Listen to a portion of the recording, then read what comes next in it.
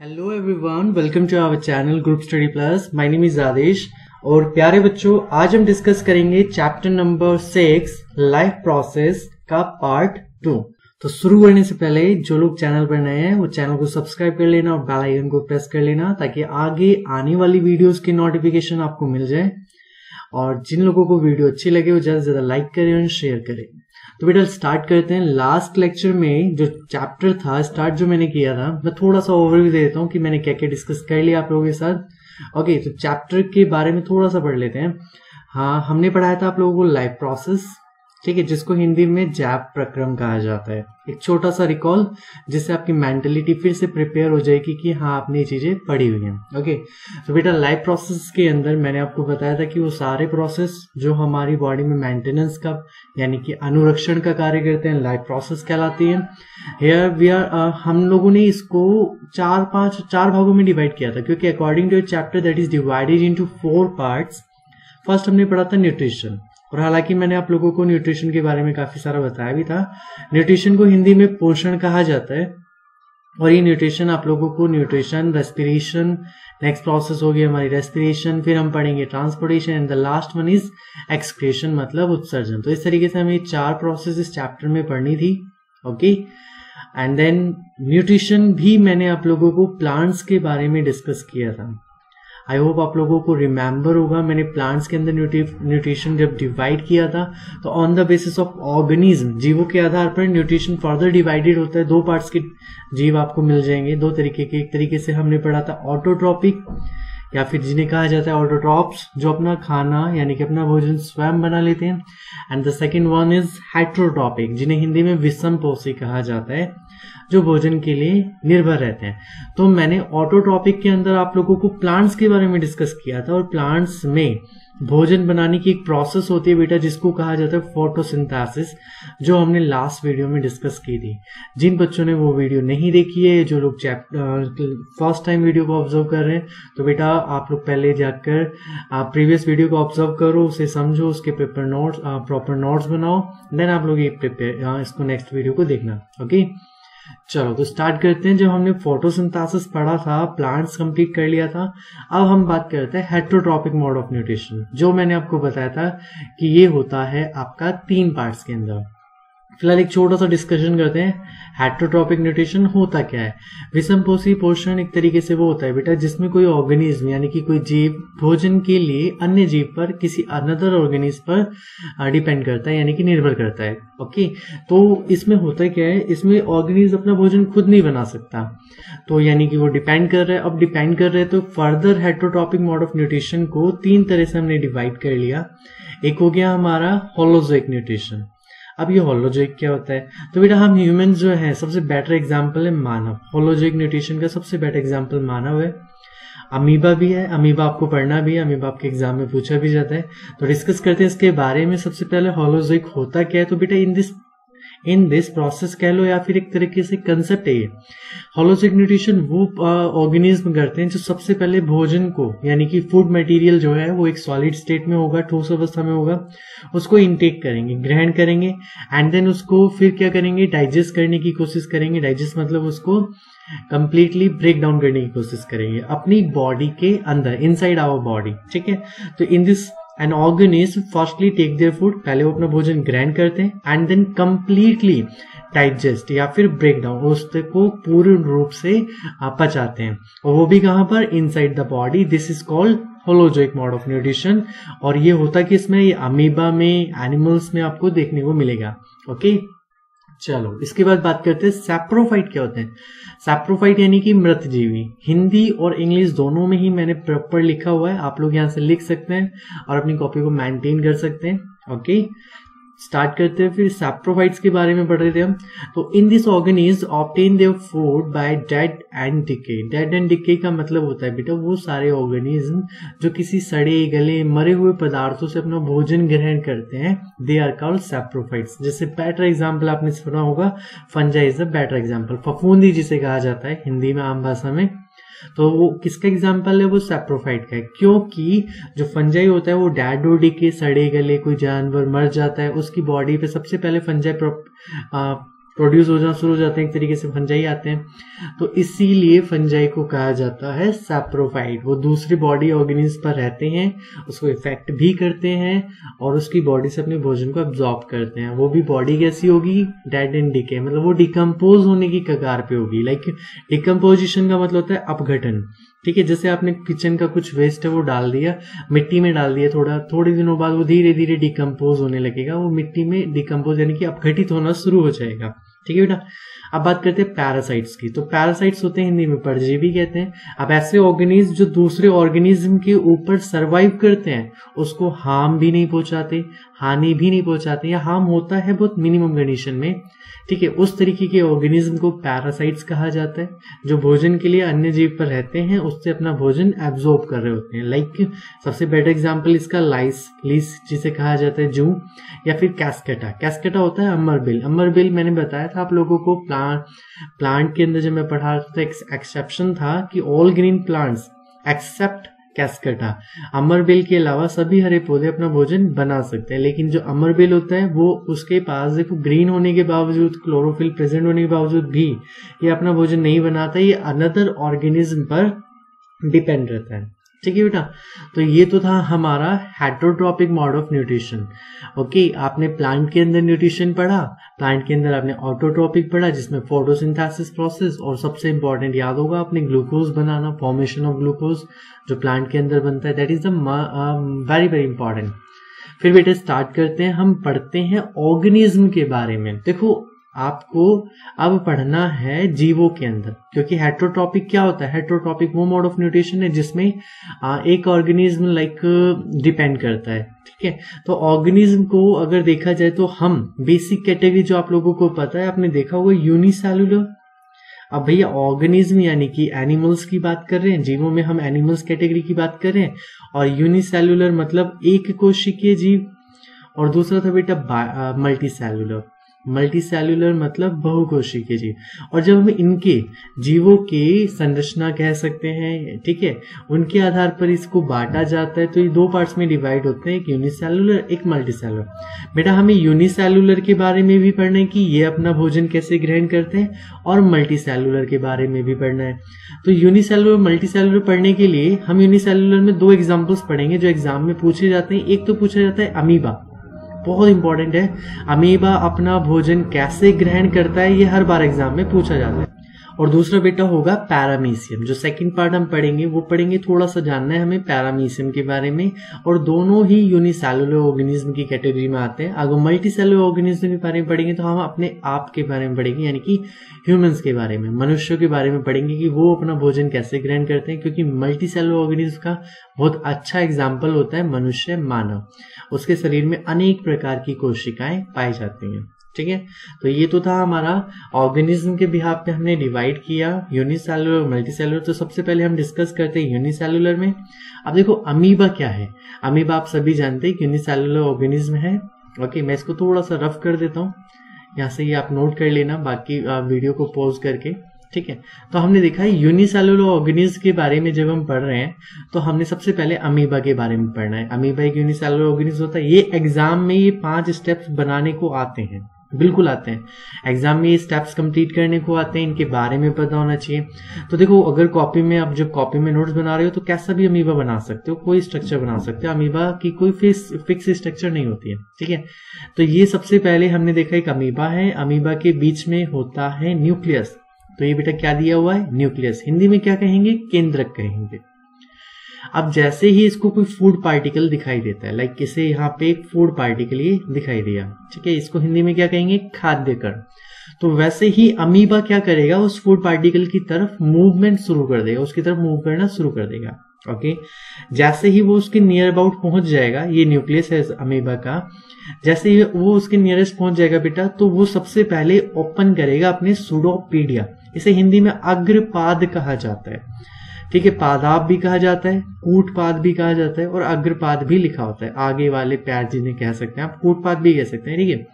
तो सबसे पहले ये क्या करता है, सूडोपीडिया को ओपन करता है, और फिर उसको जो फूड पार्टिकल था उसको चारों तरफ से कवर करने की कोशिश करता है और बनाता है फूड वैक्यूल, जिसको खाद्य कण कहा जाता है, फूड वैक्यूल को खाद्य रिक्तिका कहा जाता है। ओके, और जो खाद्य कण है फूड पार्टिकल, वो आपने ये देखा that is a food particle. जैसे ये इसे इनहेल कर लेगा, फिर इसमें प्रोसेस होगी, अराउंड 40 से ज्यादा एंजाइम्स इसकी बॉडी से रिलीज होते हैं। ओके, जो क्या करते हैं, जो इसके अंदर जो बॉडी में इसने खाने को एब्जॉर्ब किया है उसको डाइजेस्ट करने का शुरू करते हैं और इसको एनर्जी प्रोवाइड करते हैं। जैसे हमारी बॉडी होती है, हमने एक गिलास दूध पिया, हम उसको डाइजेस्ट करेंगे, पचाएंगे और पूरे दिन काम करने के लिए एनर्जी को जनरेट करेंगे। Same process unicellular organism amoeba के अंदर भी होता है।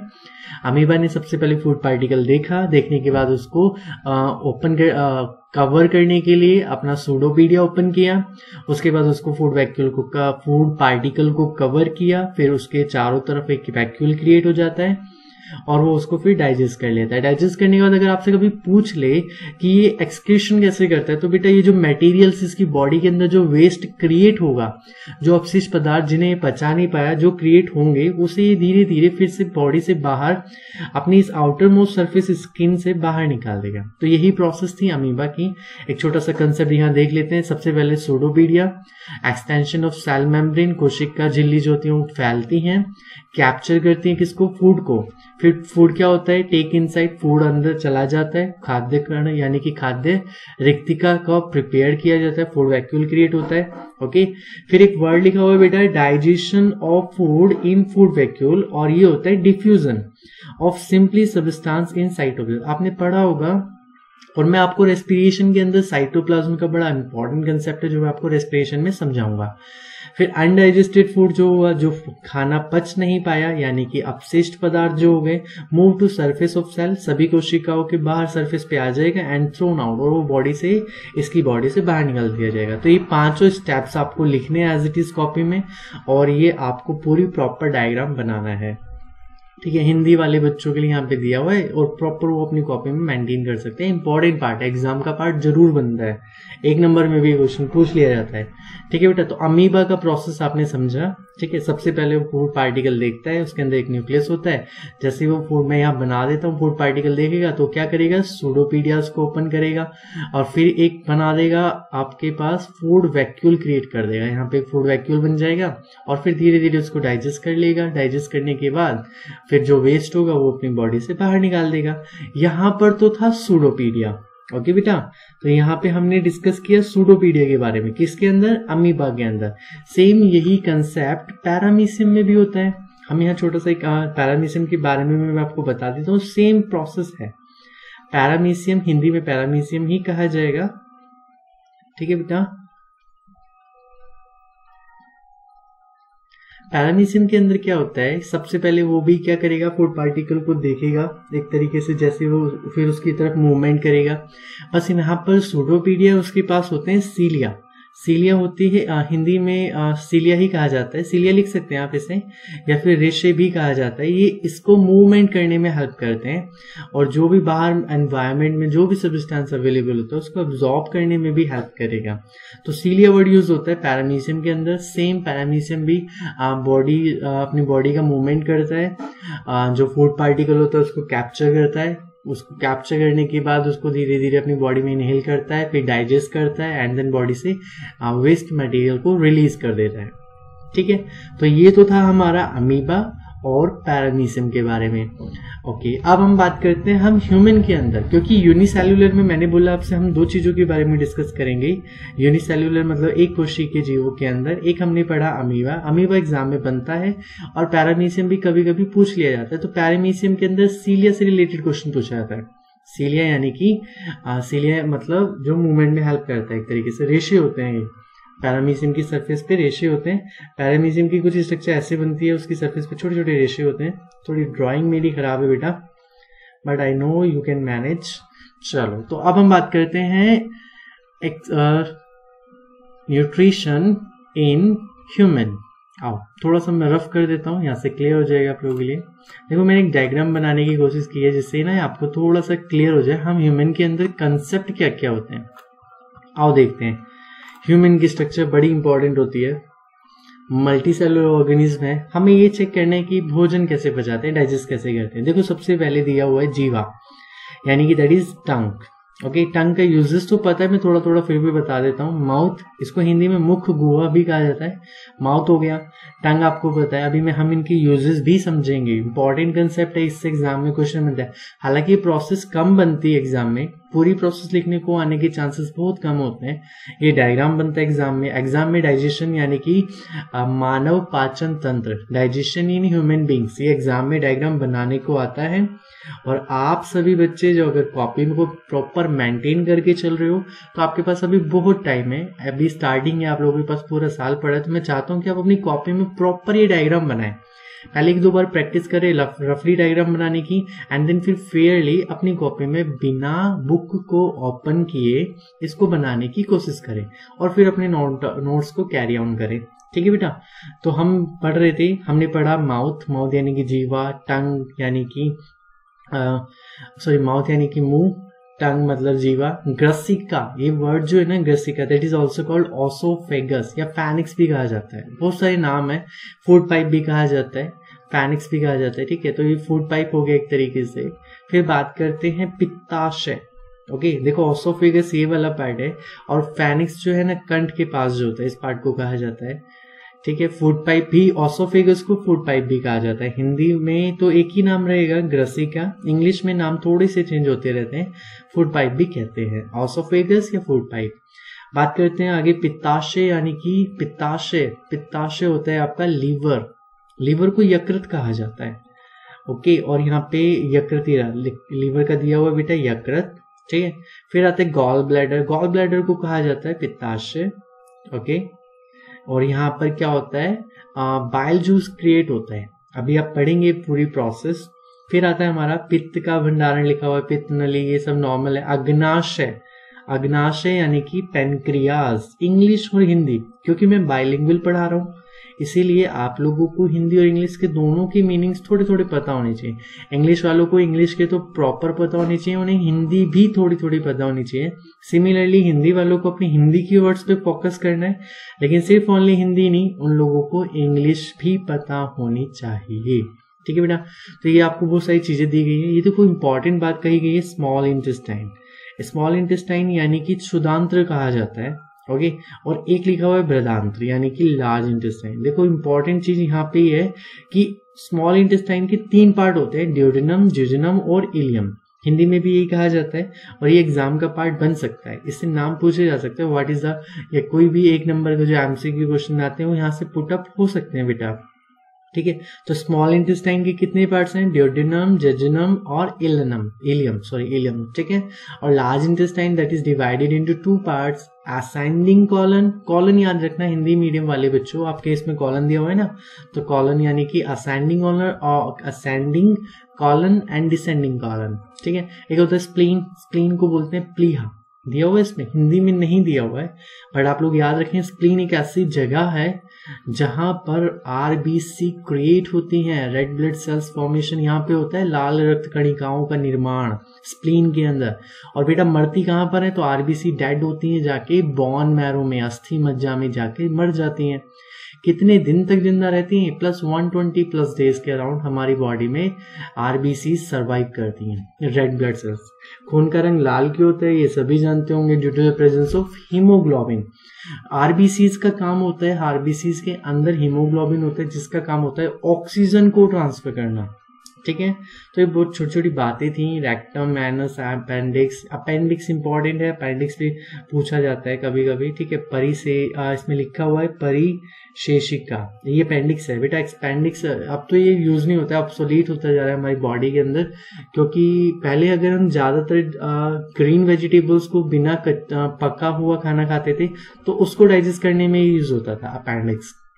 ओके, तो आपने देखा एक छोटा सा कंसेप्ट जिसमें हमारी बॉडी के अंदर कितने सारे पार्ट्स हैं। आप थोड़ा सा ये जानते हैं कि प्रोसेस कैसे होती है। तो बेटा सबसे पहले आप खुद ही ऑब्जर्व करेंगे कि आप खाना खाना शुरू करते हैं तो सबसे पहले खाने को मुंह में डालते हैं। ठीक है, आप मुंह में जाने के बाद खाने को चबाया जाता है, जो भोजन होता है, जो फूड पार्टिकल्स होते हैं उनको चबाया जाता है।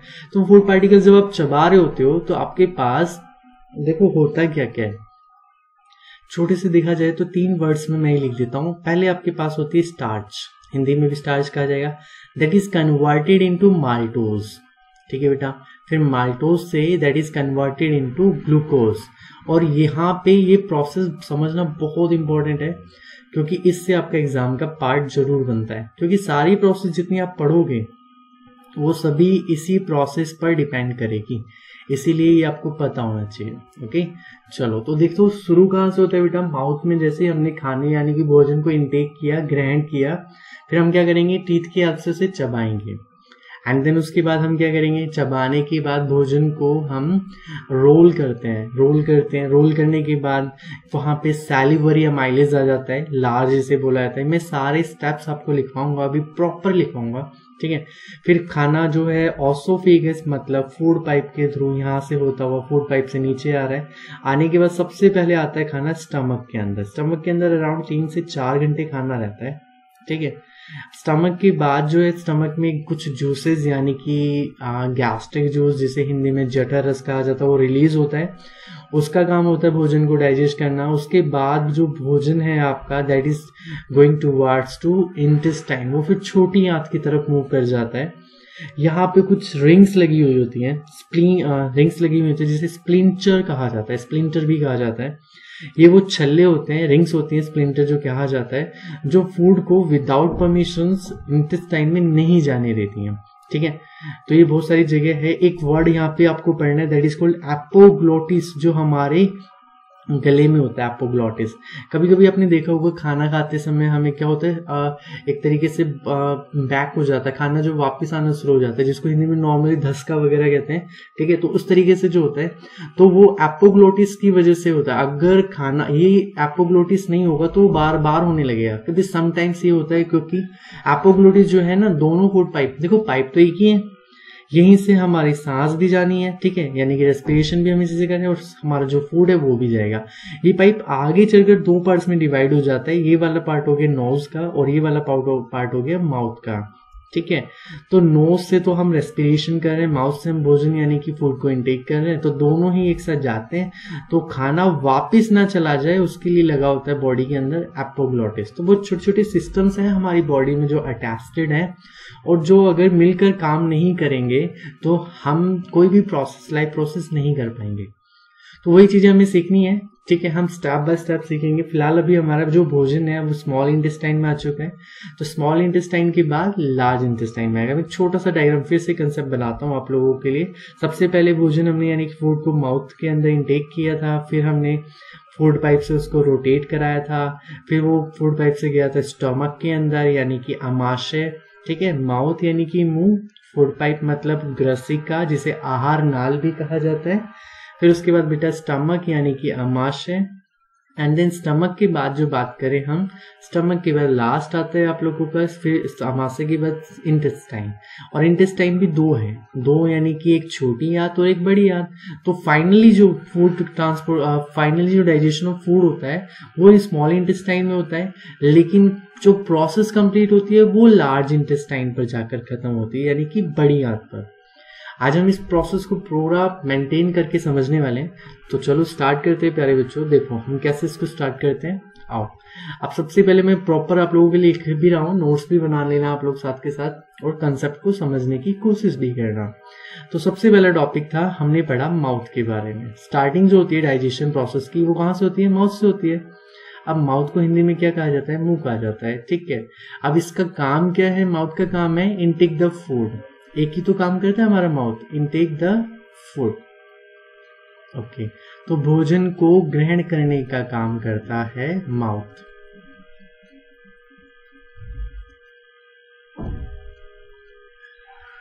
फिर बेटा हमारे पास आता है सेकंड, माउथ के बाद अगर हम इसी के एक प्रोसेस को चलाते रहे तो चलो ऐसे ही करते हैं। माउथ के बाद आता है हमारे पास टीथ। टीथ का काम क्या होता है, टीथ का काम होता है कोई देखो टीथ जो है, ठीक है, दांतों का जो काम होता है, they convert the food into small particles. आप देख रहे हैं ना, आप चबाओगे खाने को तो दैट इज कन्वर्ट इनटू छोटे छोटे कणों में कन्वर्ट हो जाता है, स्मॉल पार्टिकल्स में कन्वर्ट हो जाता है। तो टीथ आपके क्या कर रहे हैं, खाने को पार्टिकल्स में कन्वर्ट करने की कोशिश करते हैं, ठीक है, हिंदी वाले बच्चे आप हिंदी में नोट डाउन करते रहना। टीथ के बाद हमारे पास आता है टंग। अब टंग का भी बड़ा इंपॉर्टेंट रोल है बच्चों। टंग को हिंदी में कहते हैं जीभ। ठीक है, आप देख लेना कैसे लिखा हुआ होगा। अब टंग का काम क्या होता है? टंग काम करता है rolling of the food, rolling of food यानी कि भोजन को मिलाने का काम करता है। रोलिंग ऑफ फूड किस चीज के लिए? यहाँ पे एक इंपॉर्टेंट कंसेप्ट ये आता है बेटा कि जो टंग के पास है ना, हमारे पास, हमारे माउथ के अंदर जो हमें पढ़ना है, हमारे माउथ के अंदर होता है एक सैलिवरी ग्लैंड। क्या होता है? सैलिवरी ग्लैंड होता है, जिसको हिंदी में कहा जाता है लाला ग्रंथि, लाला ग्रंथि। ठीक है, अब ये जो है सैलिवरी ग्लैंड जो है, ये कुछ ना कुछ हार्मोन्स या फिर कुछ ना कुछ लिक्विड तो रिलीज करती होगी। तो सैलिवरी ग्लैंड रिलीज करती है सैलिवरी अमाइलेज, या एमिलेज भी कहते हैं, सैलिवरी एमिलेज।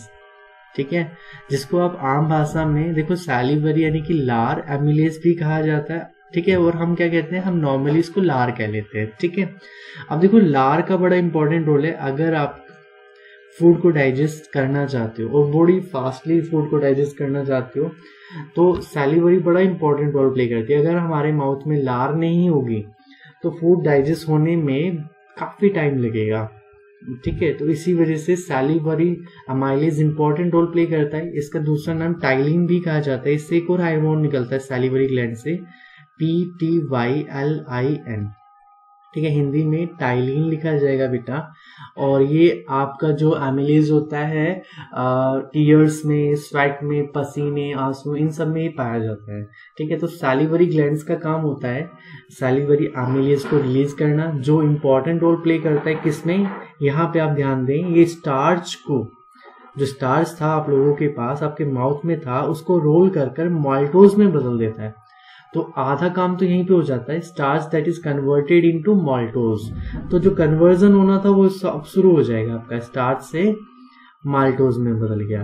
तो इस तरीके से लिखना है आप लोगों को। अब बात करते हैं, अब चलो हमने खाना खाया, फूड हमारे माउथ के अंदर गया, रोल हो गया, उसमें सैलिवर यानी कि लार भी मिल चुका है, लार मिल चुका है तो फूड अब कन्वर्ट हो गया माल्टोज के अंदर। अब फूड जो है वो जाएगा हमारा फूड पाइप में। ठीक है, अब क्वेश्चन आपसे कई बार पूछा भी गया एग्जाम में कि फूड पाइप में क्या होता है। फूड पाइप लिख देता हूं मैं, हिंदी में क्या कहेंगे? आहार नाल कह सकते हैं। ठीक है, कैसे हो गया? फूड पाइप यानी कि आहार नाल। बेटा आहार नाल से तो बहुत कम लोग जानते हैं, मेन इसको बोला जाता है ऑसोफेगस, ऑसोफेगस। ठीक है, हिंदी में ग्रसिका भी कह लेते हैं। ओके, तो यहाँ पे क्या होता है बेटा, ऑसोफेगस के अंदर, फूड पाइप के अंदर कोई भी डाइजेशन नहीं होता। इस बात को आपको याद रखना है, नो डाइजेशन, नो डाइजेशन अकर यानी कि होता है अकर इन फूड पाइप। ठीक है, आहार नाल में कोई भी डाइजेशन नहीं होता है। हिंदी वाले बच्चे कहेंगे कि आहार नाल के अंदर कोई भी पाचन नहीं होता है। ठीक है, पाचन मतलब डाइजेशन नहीं होता। तो फिर ये फूड पाइप के अंदर होता क्या है? तो बेटा फूड पाइप इंपॉर्टेंट रोल इसलिए प्ले करता है क्योंकि it help to transfer the food, it help to transfer the food from mouth to stomach. ठीक है, तो mouth to stomach means mouth से स्टमक मतलब आमाशय तक भोजन को ट्रांसफर करने में, स्थानांतरण करने में फूड पाइप यानी कि ऑसोफेगस बड़ा इंपॉर्टेंट रोल प्ले करता है। ठीक है, यहाँ पे एक और चीज है, एक और इम्पॉर्टेंट पॉइंट यहाँ पे क्रिएट होता है जो आपसे पूछा जाता है। बेटा ये जो फूड पाइप, मान लीजिए सपोज ये फूड पाइप है, ओके, और ये फूड पाइप इस तरीके से है कुछ, तो कुछ पार्टिकल्स आपने देखा होगा कभी, मान लीजिए सपोज दैट कोई बड़ा सा पार्टिकल या फूड पाइप में आ चुका है, आपने बहुत सारा खाना एक बार में खा लिया और उसको सटक लिया, तो बेटा ये फूड पाइप थोड़ी सी ना जो मसल्स होंगी वो एक्सपैंड हो जाती है। ठीक है, जैसे ही खाना मूव कर जाएगा तो यहाँ वाली मसल्स जो होंगी वो रिलैक्स हो जाएंगी। तो इस तरह का एक मूवमेंट होता है। इस तरीके का मूवमेंट केवल फूड पाइप में नहीं होता प्यारे बच्चों, ये हमारी बॉडी में और जगह भी होता है। जैसे हमारा हार्ट है, हार्ट का एग्जांपल ले तो हमारा हार्ट एक बार कॉन्ट्रैक्ट होता है, एक बार एक्सपैंड होता है, एक बार सिकुड़ता है, फिर फैलता है, सिकुड़ता है, इस तरीके से। तो ऐसी तरीके के जो मूवमेंट होते हैं they are called peristaltic movement, और ये पूछा जाता है एग्जाम में पूछा जाता है कि पेरिस्टाल्टिक मूवमेंट होता क्या है। ओके, तो पेरिस्टाल्टिक मूवमेंट के बारे में भी लिखवाते हैं हम। हिंदी में बोलते हैं क्रमाकुचक गति। हिंदी में कहा जाता है बेटा क्रमाकुचक गति, the movement of muscles where they expand and relaxed. ठीक है, एक तरीके से लिख सकते हैं contraction and relaxation in the movement of muscles, ठीक है, ऑफ ऑसोफेगस। आहार नाल की मांसपेशियों का फैलना और सिकुड़ना क्रमाकुचक गति को दर्शाता है। ठीक है हिंदी वाले बच्चों, मसल्स ऑफ ऑसोफेगस। तो ये हो जाएगी हिंदी की डेफिनेशन एंड इंग्लिश की, और ये एग्जाम का पार्ट जरूर बनता है, तो इसको ना भूलना बेटा। फूड पाइप के अंदर हमने पढ़ा कि यहाँ पे कोई डाइजेशन नहीं होता है। दूसरी बात, यहाँ पर एक मूवमेंट होता है that is called peristaltic movement. Food pipe के अंदर एक वर्ड और आप लोगों को याद रखना है जो मैंने बताया था, एपोग्लॉटिस। एपोग्लॉटिस जो है खाने को सडनली मतलब मूवमेंट, खाने का जो मूवमेंट है वो वन साइडेड रखता है। अब आपने ज्यादा खा लिया और सपोज दैट आप उल्टे खड़े हो जाओ सडनली, तो वो खाना वापस थोड़ी ना आ जाएगा बॉडी से, माउथ से बाहर, तो इसीलिए वो एपोग्लॉटिस जो है ब्लॉक करके रखता है। ओके चलो, तो इसके बाद आते हैं फूड पाइप के बाद हम बात करते हैं अब खाना जो है फूड पाइप से होते हुए सबसे पहले कहाँ जाता है, स्टमक में। तो थर्ड हम पढ़ते हैं स्टमक के बारे में। देखो बेटा, स्टमक की हिंदी में कहते हैं आमाशय। यहाँ पे खाना सबसे ज्यादा टाइम के लिए होल्ड किया जाता है। स्टमक मतलब आमाशय। अराउंड 3 से 4 घंटे खाना हमारा जो भोजन होता है वो हमारे आमाशय मतलब पेट में रहता है। और इसके अंदर जब हम बात करते हैं आमाशय की, तो स्टमक से निकलता है बेटा गैस्ट्रिक जूस। स्टमक से क्या रिलीज होता है, स्टमक से रिलीज होता है गैस्ट्रिक जूस, जिसे हिंदी में जठर रस कहा जाता है। जठर रस। अभी गैस्ट्रिक जूस कितने पार्ट्स में डिवाइड होता है, देखो इस गैस्ट्रिक जूस के अंदर 3 चीज होती हैं। एक तो होता है पैप्सिन, यहां से क्वेश्चन बनते हैं। एक होता है म्यूकस और एक होता है HCl हाइड्रोक्लोरिक एसिड। हिंदी में पैप्सिन को पैप्सिन ही कहते हैं। म्यूकस को सलेष्मा कहा जाता है। एक व्हाइट या ट्रांसपेरेंट कह सकते हो आप, फ्लूइड होता है जो हमारी बॉडी में बड़ा इंपॉर्टेंट रोल प्ले करता है। ओके, और HCl हाइड्रोक्लोरिक अम्ल है। अब इनके काम क्या है ये भी देख लेते हैं, थोड़ा सा इनके बारे में जान लेते हैं। देखो सबसे पहले HCl के बारे में जानते हैं। HCl क्या करता है, हमारी बॉडी में जो स्टमक में, देखो इतना हार्ड एसिड है, ये strong of the strongest acid होता है, सबसे स्ट्रॉन्ग एसिड होता है। ये इतना हानिकारक अम्ल है, इसका पूरा नाम होता है हाइड्रो, ये आपको चैप्टर 1 में पढ़ाया गया है। हाइड्रोक्लोरिक अम्ल इसे कहा जाता है। जैसे ही अगर आपके स्टमक यानी कि आमाशय या फिर पेट से निकालकर अगर आपके चेहरे पे डाल दिया जाए तो आपका चेहरा जल जाएगा, इतना हानिकारक होता है। अब आप देखिए हाइड्रोक्लोरिक एसिड फिर हमारी बॉडी के अंदर है क्यों, तो बेटा ये किल करने के लिए होता है बैक्टीरियाज को। जो भी छोटे छोटे जीवाणु हमारी बॉडी में फूड के साथ चले जाते हैं स्टमक के अंदर, तो उन बैक्टीरियाज को कंप्लीटली मारने के लिए, किल करने के लिए हमारे पास हाइड्रोक्लोरिक एसिड होता है। और दूसरा होता है बेटा हमारे पास, इसका इंपॉर्टेंट रोल जो होता है, फंक्शन जो होता है वो होता है मेक द मीडियम एसिडिक। ये खाने को ना थोड़ा सा एसिडिक बना देता है, जिससे उस पर पैप्सिन काम कर सके। इसका याद रखना है, पैप्सिन की काम करने के लिए make the food acidic medium. ठीक है, तो जो भोजन होता है एसिडिक मीडियम, उसको किसमें, अम्लीय माध्यम में परिवर्तित कर देता है। ठीक है, जिससे क्या कर सके, दैट्स वाई, यहाँ पे लिख देते हैं that's why pepsin can then work there work. Pepsin can work. Okay, तो पैप्सिन क्या करता है फिर, अब भाई हाइड्रोक्लोरिक एसिड ने पैप्सिन के लिए एसिडिक मीडियम तो क्रिएट कर दिया फूड के अंदर। ओके, तो पैप्सिन क्या करेगा बेटा, पैप्सिन प्रोटीन को डाइजेस्ट करने की कोशिश करता है। जो फूड है उसमें से जो प्रोटीन डाइजेस्ट किया जाता है वो करता है पैप्सिन। फिर ये म्यूकस क्या करता है, ये जो HCl है इसको, और जो हमारा स्टमक है बच्चों, ओके, HCl और स्टमक के बीच में एक लेयर है, और वो लेयर किसकी है, वो म्यूकस की लेयर होती है, सलेष्मा की। क्यों होती है लेयर, ताकि जो ये हाइड्रोक्लोरिक एसिड हानिकारक जो एसिड है ये आपकी इंटरनल लेयर को अफेक्ट ना करे, उसको प्रभावित ना करे, तो उससे बचाने के लिए होता है सलेष्मा। ठीक है, ये फ्रॉग की स्किन पर भी म्यूकस पाया जाता है बेटा। ये एक ऐसा सब्सटेंस है जिसकी वजह से देखो फ्रॉग पानी में भी रहता है और दो लैंड पर भी रहता है। अब अगर आप अपनी स्किन को समटाइम्स पानी में रखो, समटाइम्स रूफ में या फिर सनलाइट में रखोगे तो स्किन कैसी हो जाएगी, अजीब हो जाएगी, फटी फटी सी हो जाएगी। लेकिन ये म्यूकस जो है इसी प्रकार फ्रॉग भी है, मेंढक भी है, तो उसकी स्किन की प्रोटेक्शन करने के लिए म्यूकस वहां पे उसकी स्किन के बाहर होता है। बल्कि उसकी स्किन पर म्यूकस ग्लैंड्स लगी होती हैं जो इसको रिलीज करती रहती हैं बार बार, जिससे उसकी स्किन वेटी और प्रिपेयर्ड रहती है, प्रोटेक्टेड रहती है। ठीक है बेटा, तो स्टमक के बारे में आपने देखा, फूड हमारा हमने इनटेक किया माउथ से, फिर उसको ऑसोफेगस से होते हुए वो आ चुका है स्टमक में। ठीक है, स्टमक के बाद खाना 3-4 घंटे रहता है, उसके बाद फूड जो है, फिर फोर्थ आता है बेटा हमारे पास, food is transfer to the intestine. Intestine भी कौन सी, छोटी आंत, स्मॉल इंटेस्टाइन। ठीक है, छोटी आंत के अंदर अब खाना आ चुका है। चलो इसके बारे में पढ़ते हैं थोड़ा सा। ठीक है, बहुत इजी और बेसिक कंसेप्ट पे मैं बताऊंगा जहां से आपके क्वेश्चंस बनते हैं।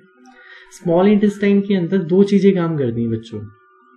स्मॉल इंटेस्टाइन यानी कि छोटी आंत के अंदर दो फंक्शंस परफॉर्म होते हैं, यहाँ पे हम डिवाइड कर लेते हैं। एक तो जो जब देखो फूड जो है मूव कर रहा होता है, स्टमक से इंटेस्टाइन की मूवमेंट कर रहा होता है, तो पेनक्रियाज भी आता है रास्ते में और लीवर भी आता है। तो लीवर से निकलता है बाइल जूस, मैं यहाँ लिख देता हूँ लीवर से निकलता है बाइल जूस। ठीक है, लीवर को हिंदी में यकृत कहा जाता है और यकृत के द्वारा पित्त रस का निर्माण किया जाता है। इसका काम भी हम समझेंगे अभी। लीवर और लीवर से निकलने वाला जो जूस है that is called bile juice. ठीक है, ओके। अब देखो लीवर के अलावा यहाँ पे पेनक्रियाज होता है। पेनक्रियाज यानी कि अग्नाशय, जो पत्ती जैसी संरचना होती है उसको पेनक्रियाज कहा जाता है। और ये अग्नाशय भी फूड को डाइजेस्ट करने में हेल्प करता है और क्रिएट करता है पेनक्रियाटिक जूस। क्या करता है बेटा, पेनक्रियाटिक जूस क्रिएट करता है, JUICE। ठीक है, जिसको हिंदी में कहा जाता है पित्ताशय। ठीक है, और रस अग्नाशय के लिए। ठीक है, और सॉरी अग्नाशय रस, पित्ताशय रस होगा पित्तरस, इसको बेटा अग्नाशय रस कहा जाएगा हिंदी में।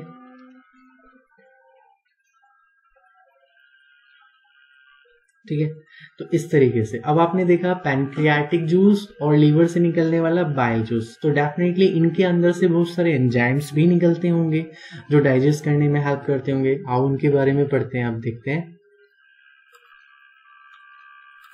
तो बेटा बाइल जो है, बाइल जूस क्या करता है, आपके पास जो होते हैं ना, आपने अभी भी डाइजेस्ट तो कर लिया, स्टमक के बाद भी लार्ज ग्लोब्यूल्स रह जाते हैं हमारी बॉडी में। जो फूड होता है वो किस रूप में होता है, लार्ज ग्लोब्यूल्स, या मतलब कह सकते हैं बड़ी बड़ी कणिकाओं के रूप में। तो उसको छोटे छोटे ग्लोब्यूल्स में तोड़ने का काम करता है कौन, करता है बाइल जूस। किसमें कन्वर्ट कर देता है, स्मॉल ग्लोब्यूल्स में। ठीक है, डाइजेशन में ये क्या कर रहा है, स्मॉल ग्लोब्यूल्स में कर रहा है। यहां से क्वेश्चन बनता है और इस प्रोसेस को बोला जाता है conversion of large globules into smaller globules in the small intestine. ठीक है, छोटी आंत के अंदर बड़े बड़े खाद्य कणों की कणिकाओं को छोटे छोटे कणों में परिवर्तन करने का काम पित्तरस के द्वारा होता है, जिसे इमल्सिफिकेशन कहा जाता है। ये पूछा जाता है एग्जाम में। इमल्सिफिकेशन को हिंदी में इमल्सीकृत कहते हैं। ठीक है बेटा, याद रखें, that is called emulsification. Okay, और बेटा ये ग्लोब्यूल्स किसके होते हैं, ये भी पूछा जा सकता है। तो ये ग्लोब्यूल्स होते हैं फैट के। फैट को हिंदी में क्या कहते हैं, वसा। तो वसा के बड़े बड़े कणिकाओं को छोटे छोटे कणिकाओं में बदलने का काम जो होता है वो हमारा बाइल जूस करता है। बाइल जूस से बाइल निकलता है, पित्त निकलता है, जो इन सबको कन्वर्ट कर देता है, और ये प्रोसेस कहलाती है इमल्सिफिकेशन। उसी तरीके से यहाँ पर है, यहाँ पर जो है पेनक्रियास से 3 एंजाइम्स निकलते हैं जो आपके एग्जाम में पूछे जाते हैं। एक होता है हमारे पास ट्रिप्सिन, एक होता है ट्रिप्सिन, एक होता है बेटा, एक होता है लाइपेज, और एक होता है एक होता है एमिलेज।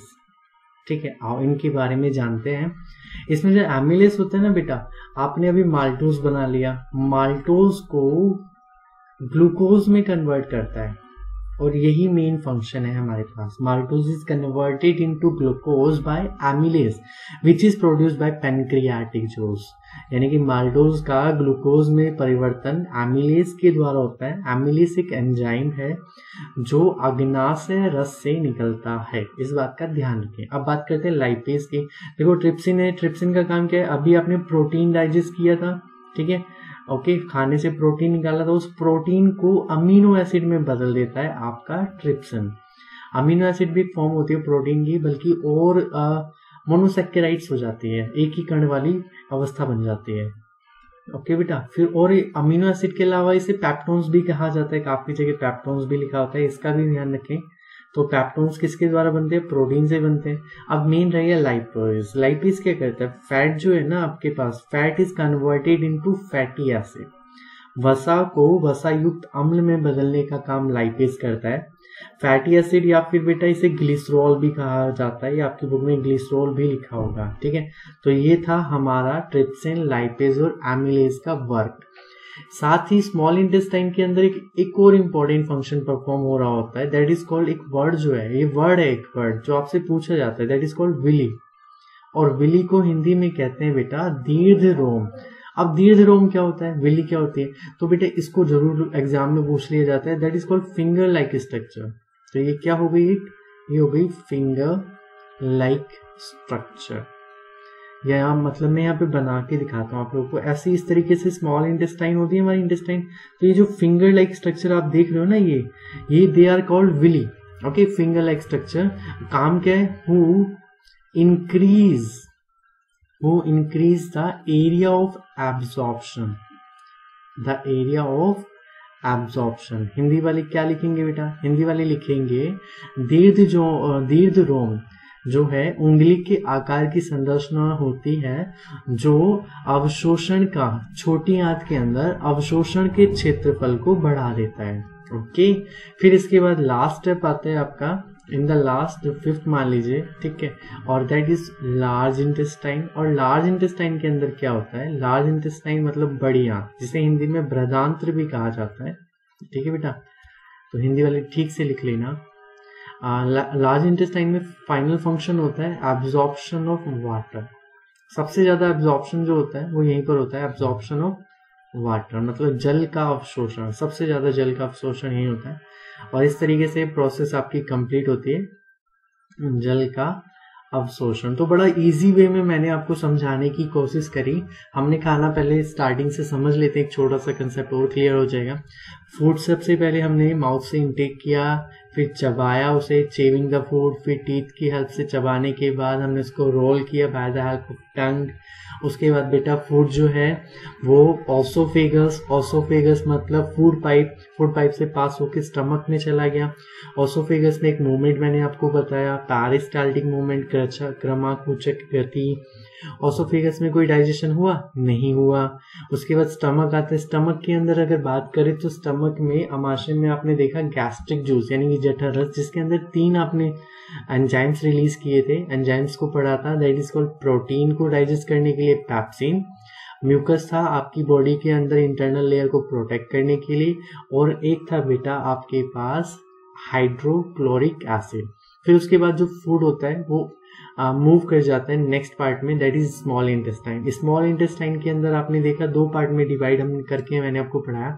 स्मॉल इंटेस्टाइन के अंदर सबसे पहले लीवर के थ्रू निकलता है बाइल जूस, जो क्या करता है, इमल्सिफिकेशन, इमल्सीकृत प्रक्रिया को परफॉर्म करता है, प्रोसेस परफॉर्म करता है, जिसमें बड़े बड़े ग्लोब्यूल्स छोटे छोटे ग्लोब्यूल्स में टूट जाते हैं फैट के। और इधर दूसरी तरफ पेनक्रियास क्या कर रहा होता है, पेनक्रियास 3 एंजाइम्स को रिलीज करता है। ट्रिप्सिन का काम होता है प्रोटीन को अमीनो एसिड या पेप्टोन्स में कन्वर्ट करना। एक एंजाइम होता है हमारे पास लाइपेज, जो फैट को फैटी एसिड या ग्लिसरॉल में कन्वर्ट कर देता है। और सबसे इंपॉर्टेंट एक होता है एमिलेज आपका माल्टोज या फिर सुगर को, माल्टोज या स्टार्च को कन्वर्ट करता है किसमें, ग्लूकोज को बेटा फ्रक्टोज या सुगर ये सब कहा जाता है, इनसे कंफ्यूज ना हो ये वर्ड्स। फिर उसके बाद आपने देखा कि स्मॉल इंटेस्टाइन के बाद जो फूड होता है वो वेस्ट जो होता है एक तरीके से उसको फिर से लार्ज इंटेस्टाइन में मूव कर दिया जाता है। फिर उसके बाद जो है वहां पे सबसे ज्यादा एब्जॉर्प्शन यानी कि पानी का अवशोषण होता है, जल का एब्जॉर्प्शन होता है, एंड देन उसके बाद जो वेस्ट होता है वो बॉडी से रिलीज कर दिया जाता है, जिसके बारे में हम एक्सक्रीशन में पढ़ेंगे। तो ये पूरी प्रोसेस थी आपकी ह्यूमन डाइजेशन की, जिसको मैंने बहुत इजी वे में समझाने की आपको कोशिश की। जिन बच्चों को वीडियो अच्छी लगी हो बेटा ज़्यादा से ज़्यादा शेयर करना, लाइक करना। अगर आप लोगों को कोई कंटेंट समझ में आ रहा है और आप चाहते हैं कि मैं आज से ही वीडियो बनाता रहूं तो इसको ज़्यादा से ज़्यादा शेयर करो बच्चों। अगर मैं मोटिवेट होऊंगा तभी तो मैं आप लोगों के लिए वीडियो बना पाऊंगा। तो बेटा एक वीडियो को, नॉर्मल वीडियो को प्रिपेयर करने में काफ़ी टाइम लगता है, उसको ठीक से अपलोड करना होता है, साउंड को ठीक करना होता है, तो इसलिए काफ़ी मेहनत लगती है। वीडियो को लाइक ज़रूर करो, शेयर करो ज़्यादा से ज़्यादा, कमेंट करो अगर कोई प्रॉब्लम आ रही है तो, और अपने दोस्तों के साथ शेयर करो। तो बेटा आज हम इतना ही पढ़ते हैं, नेक्स्ट लेक्चर में हम रेस्पिरेशन स्टार्ट करेंगे। ओके, तो God bless you and have a good day.